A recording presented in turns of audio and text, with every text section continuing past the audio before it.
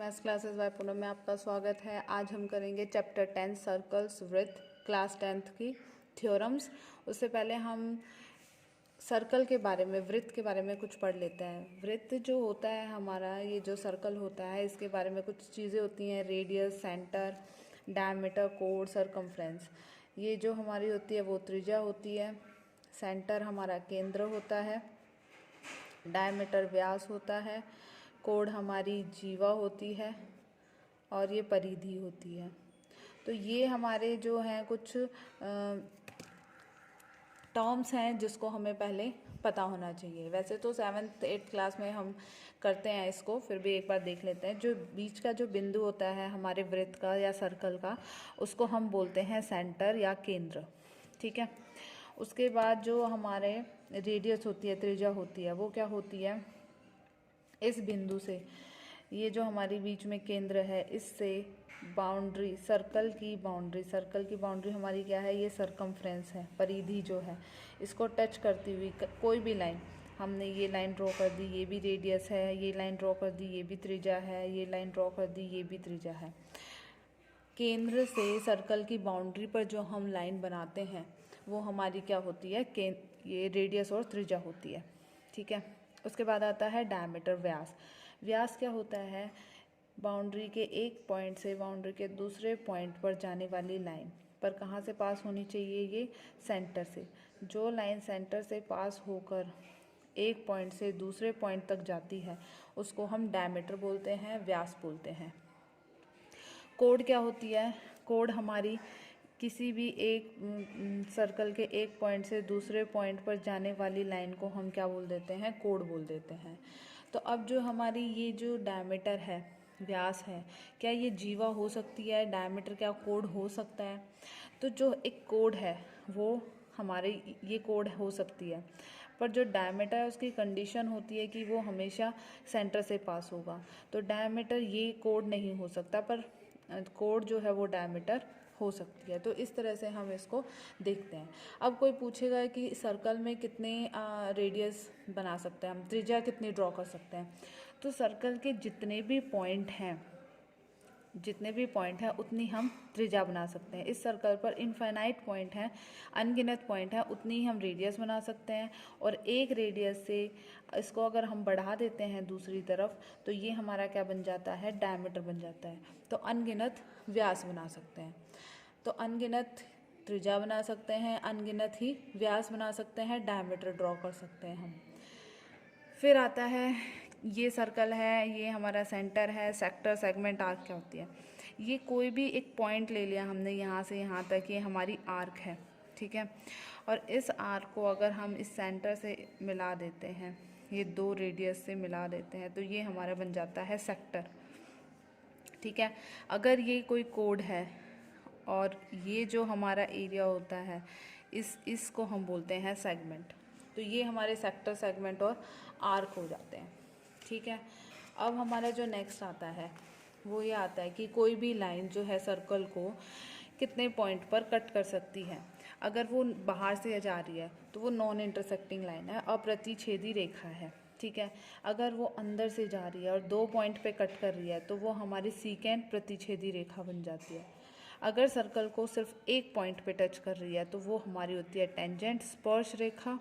और ये जिस पे ये टच हो रहा है बिंदु और ये लाइन का पॉइंट, इसको हम स्पर्श बिंदु बोलते हैं।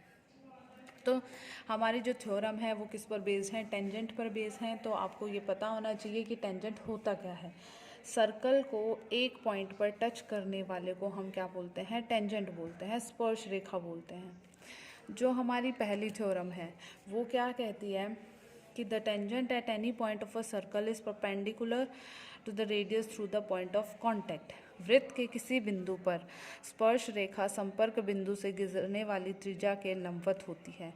ये कहना चाहता है कि जो ये लाइन ड्रॉ करी है केंद्र से स्पर्श बिंदु तक, ये जो लाइन है, ये जो हमारा रेडियस है, ये इस स्पर्श रेखा पर लंब होता है यानी 90 डिग्री का एंगल बनाता है।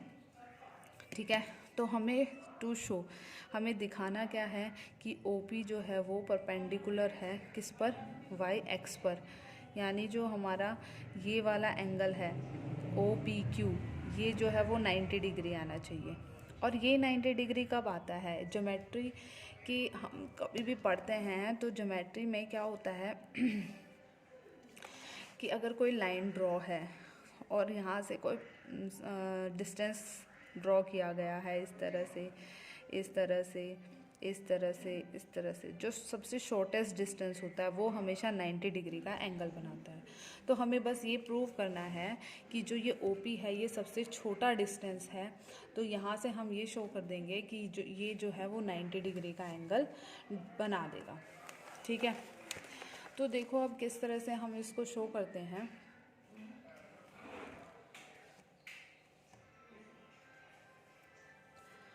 तो यहाँ से देखो हमने ये जो OP जो है वो हमारी छोटी है किससे? OQ से।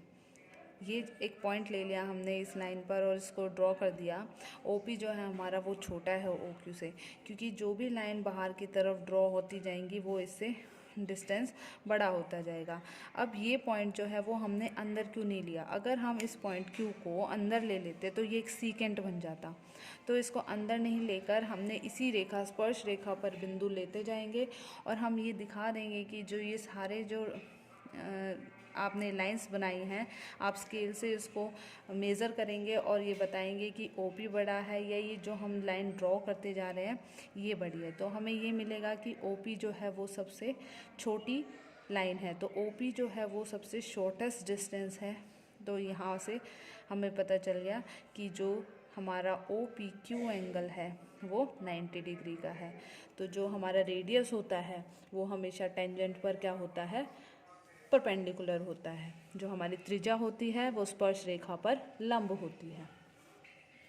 अब हमारी जो दूसरी थ्योरम है, दूसरी थ्योरम क्या कहती है?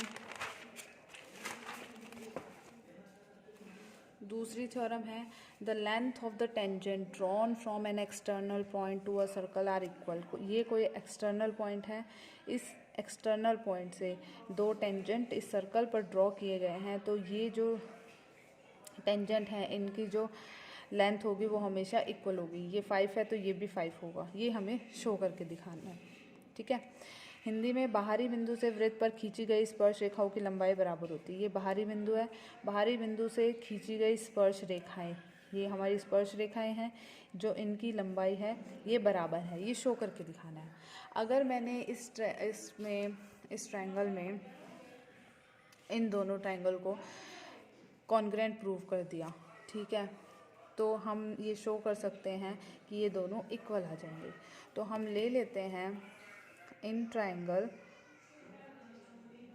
OQP एंड ORP, इन दोनों ट्रायंगल्स में जो OP है वो, अच्छा, टू शो क्या करना है हमें? PQ is equal to PR। हमेशा ये लिखना है कि आपको क्या दे रखा है और क्या आपको निकालना है। तो अब देखो जो OP है वो कॉमन लाइन है दोनों ट्रायंगल में, तो इनकी लेंथ इक्वल होगी, तो ये इक्वल है आपस में। उसके बाद OQ और OR दोनों जो है वो रेडियस हैं और रेडियस हमेशा सेम होती है, त्रिज्या हमेशा सेम होती है। ठीक है, तो ये आ गया। उसके बाद हमने अभी भी 10.1 थ्योरम में पढ़ा है कि जो त्रिज्या है वो स्पर्श रेखा पर लंब होती है, तो ये 90 डिग्री का एंगल 1 मान लेते हैं, और ये भी त्रिज्या है, ये स्पर्श रेखा पर लंब होगी तो ये भी 90 डिग्री का एंगल बनाएगी। तो एंगल 1 एंगल 2 के बराबर है और ये 90 डिग्री है। तो यहाँ पर आप थ्योरम 10.1 लिखेंगे कि पीछे हमने अभी प्रूव किया था जो त्रिज्या होती है वो स्पर्श रेखा पर लंब होती है, radius is perpendicular to the tangent. तो यहाँ से हमारी कौन सी प्रॉपर्टी लग गई? RHS property. By RHS property हमने ये शो कर दिया कि OQP is congruent to ORP। तो इससे हम CPCT से ये ले सकते हैं कि OQP is equal to PR by CPCT। तो यहाँ से हम कोरस्पॉन्डिंग साइड से हम ये ले सकते हैं कि ये QP जो है वो PR के बराबर है, और यही हमें प्रूव करना था कि जो दो स्पर्श रेखाएं खींची गई हैं बाह्य बिंदु से वो हमेशा इक्वल होती हैं। Thank you.